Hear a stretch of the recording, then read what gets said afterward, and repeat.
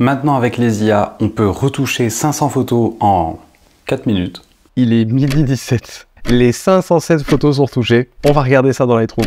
On peut aussi retoucher entièrement la peau de quelqu'un et défroisser ses vêtements en 4 secondes. Et en faisant un seul clic, tout est modifié. Toutes les retouches de peau qu'on a fait et même le défroissage de vêtements. C'est quand même assez incroyable. Ou encore, on peut prendre une photo à Lisbonne et faire croire qu'on était à Venise. Et ouais, on en est déjà là en ce qui concerne l'intelligence artificielle en photo, alors qu'il n'y a même pas un an, Photoshop présentait l'arrivée de l'intelligence artificielle à l'intérieur de Photoshop. Il s'en est passé du chemin déjà. Donc dans cette vidéo, je vais faire le point pour toi sur tous les outils d'intelligence artificielle qui existent actuellement en photo, en tout cas tous ceux que j'ai testés. Et donc dans ces outils, j'espère qu'il y en aura qui pourront t'aider soit à améliorer ton rendu, soit à accélérer ton temps de travail. Allez, on commence tout de suite avec la grosse IA qui est apparue l'année dernière, l'intelligence artificielle de Photoshop. Et donc, dans l'intelligence artificielle de Photoshop, aujourd'hui, tu peux modifier des éléments, comme par exemple la chemise de Tiffen que je transforme ici en un petit ou rouge. Tu peux également supprimer un élément, voilà, pour supprimer des éléments gênants dans le fond, comme des voitures.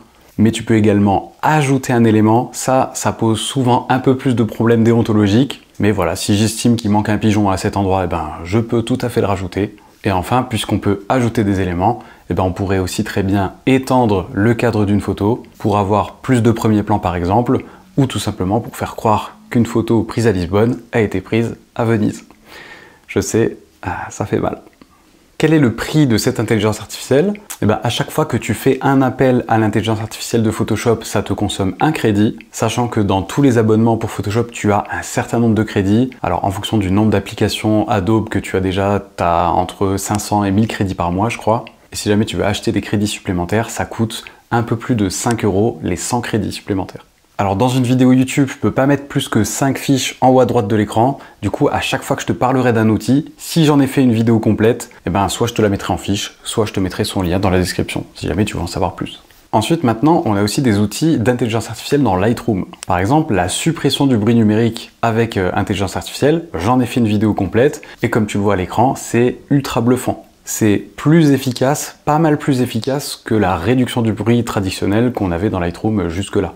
Mais tu peux aussi maintenant rajouter du faux flou d'arrière-plan directement dans Lightroom. Alors personnellement, je trouve que pour le moment, c'est pas encore bien fou.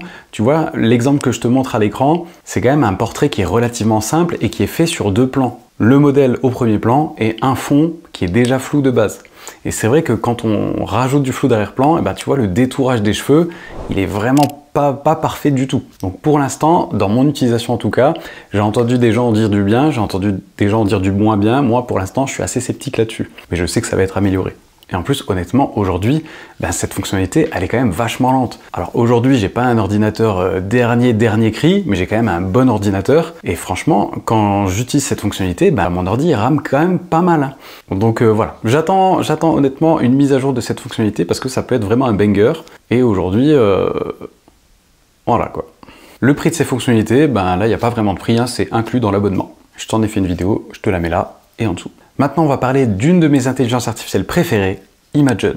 Pour le moment, il faut donner 3000 photos retouchées à l'intelligence artificielle pour qu'elle apprenne ton style. Mais il y a d'autres techniques, je t'en parlerai un tout petit peu après. Donc actuellement, il faut donner 3000 photos que tu as déjà retouchées pour que l'intelligence artificielle de Imagen, elle apprenne ton style. Mais il suffit pas de lui donner des JPEG, hein, des JPEG qui sont déjà retouchés. Il faut vraiment lui donner tes fichiers RAW, donc tes fichiers bruts, dans ton catalogue Lightroom. Et c'est bien l'analyse de tous les curseurs, de la manière dont tu recadres tes photos, etc. C'est ça qui va faire que l'IA, elle va pouvoir apprendre correctement. Donc tu peux pas juste lui donner des JPEG.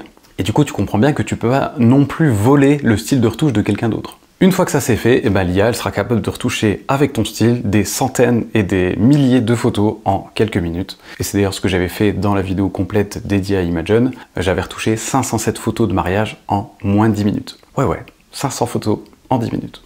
Du coup, l'IA d'Imagen, ce qu'elle peut faire pour toi, c'est qu'elle peut appliquer ton style colorimétrique, corriger l'exposition, la balance des blancs, le contraste. Elle peut même recadrer tes images, redresser l'horizon, masquer le sujet, donc faire une sélection du sujet pour lui appliquer plus de lumière par exemple, ou autre chose si tu veux. Et elle peut aussi faire des retouches de la peau assez simples, mais elle peut le faire sur de nombreuses photos. C'est ça l'avantage.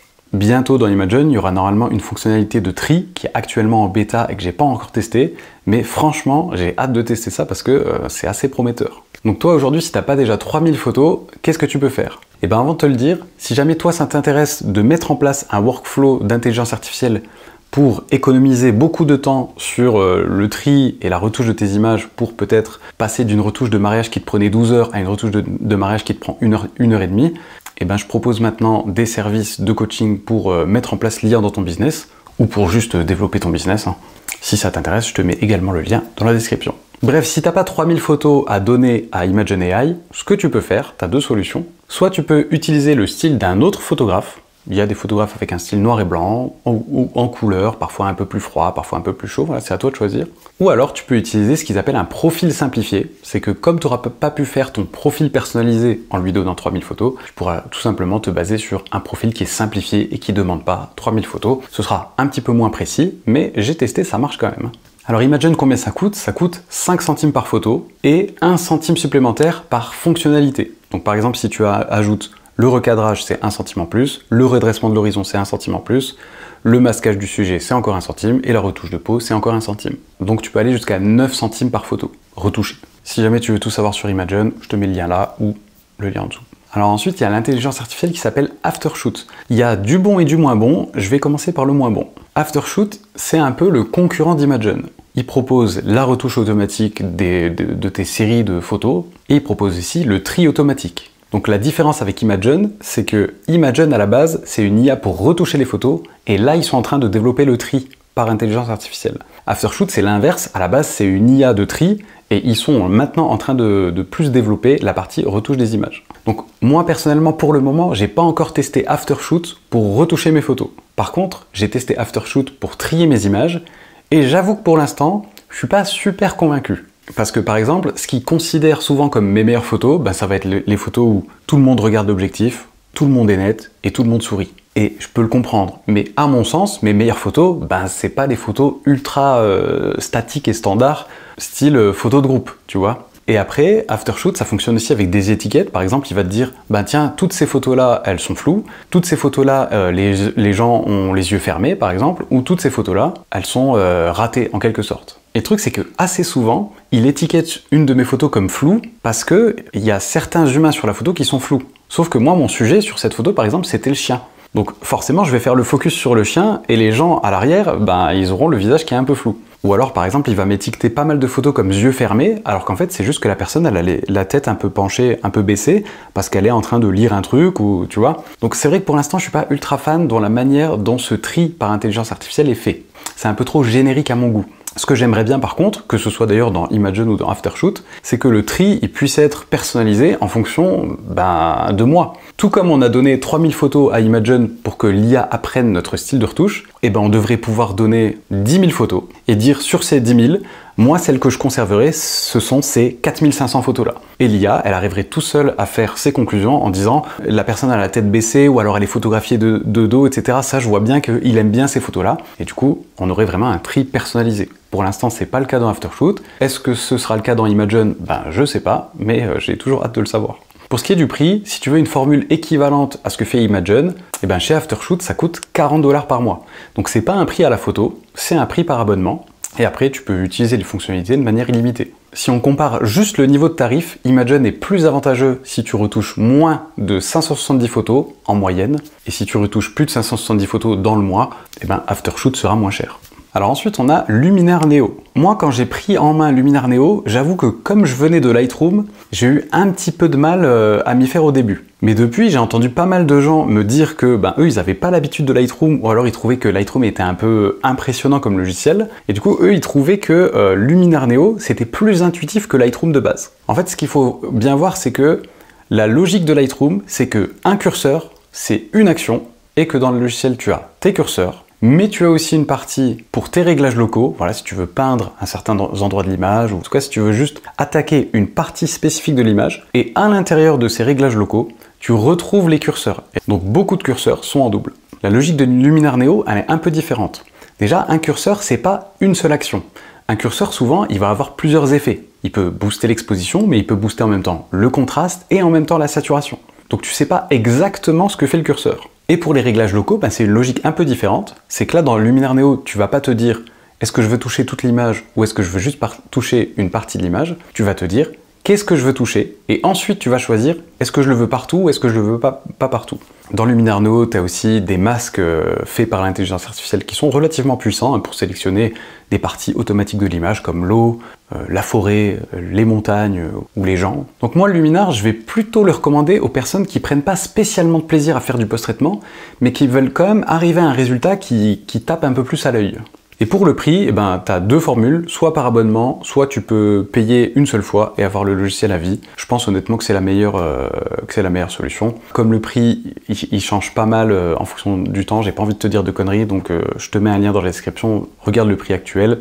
En tout cas voilà, c'est pas une vidéo sponsorisée, ni d'ailleurs pour Luminar, ni pour Imagen, ni pour Photoshop, ni pour rien du tout. Juste, je te fais ce tour d'horizon pour que tu aies toutes les cartes en main si jamais il y a des outils qui t'intéressent. Maintenant, on va parler de Evoto, l'une de mes intelligences artificielles préférées également. La force d'Evoto, c'est que ça te permet de faire des retouches qui sont lourdes sans jamais mettre un seul coup de pinceau, juste en tirant des curseurs. Et en plus, de pouvoir répliquer ces retouches en un seul clic sur toute une série de photos. Donc par exemple, tu vois, sur cette photo, je retouche la peau d'Elodie simplement en tirant des curseurs. Voilà, regarde bien, je mets pas un coup de pinceau. Je lui enlève ses boutons, je défroisse ses vêtements, Et une fois que l'intelligence artificielle d'Evoto, elle a compris comment je voulais retoucher cette photo-là, et en cliquant simplement sur synchroniser en bas à droite, je peux appliquer ma retouche de peau, mon défroissage de vêtements, tout l'enlevage de mes boutons en un seul clic. C'est un truc de fou. Sur cette IA, c'est aussi possible de retoucher les fonds de studio, c'est aussi possible de faire des remplacements de ciel. Et le prix, pour Evoto, tu payes à l'export, donc ça varie entre 5 et 7 centimes par export, en fonction du pack que tu auras pris. Si tu veux tout savoir, je te mets la fiche ou le lien dans la description. N'oublie pas que toutes ces intelligences artificielles, elles vont évoluer avec le temps, donc peut-être que mon avis va changer, peut-être qu'il y a d'autres IA qui vont arriver. Donc si jamais tu veux que je te fasse ce genre de vidéo de temps en temps, tous les 3 mois ou tous les 6 mois peut-être, n'hésite pas à me le dire parce que moi j'aime bien faire ça. Ensuite, on a Retouch for Me, c'est un plugin pour Photoshop qui contient plein d'actions pour retoucher la peau notamment. Dans le plugin, tu as par exemple le lissage de peau, ajouter du volume au visage, supprimer les boutons, unifier la couleur de la peau, et tout ça à chaque fois en un clic, donc c'est vachement pratique et c'est directement dans Photoshop, donc si tu utilises rien d'autre que Photoshop, tu peux l'intégrer à ton workflow. Il n'y a pas d'abonnement, il n'y a pas de prix à l'export, là il faut vraiment acheter les fonctionnalités du plugin. Donc chaque fonctionnalité c'est un prix à acheter et si tu achètes 10 fonctionnalités, elles se retrouvent toutes au même endroit dans le plugin de Photoshop. Donc c'est pratique si tu as l'habitude de retoucher tes photos dans Photoshop et que tu n'as pas envie de payer un abonnement ou un prix à chaque export. J'en ai fait une vidéo ici, je te la mets là ou là. Ensuite il y a l'IA de Riblum. Alors Riblum c'est ultra minimaliste et c'est ça que j'aime bien. Tu retouches ta photo comme tu as l'habitude de le faire, disons dans Lightroom, tu l'exportes et ensuite le JPEG exporté, tu le glisses dans Riblum et là tu n'as que deux fonctionnalités, soit retouche de peau naturelle, soit retouche de peau fashion. Tu tires le curseur, voilà, si tu veux 30%, 50%, 80% ou 100%, la peau se retouche vraiment en 2 secondes et t'exportes ta photo et c'est terminé. Et ces retouches de peau, tu peux les faire par lot, donc tu peux importer 30 photos et retoucher la peau sur 30 photos juste en tirant une fois le curseur et ensuite t'exportes les 30 et la peau est retouchée. Bref, pas de prise de tête, c'est simple, c'est propre, ça va vite, on s'emmerde pas.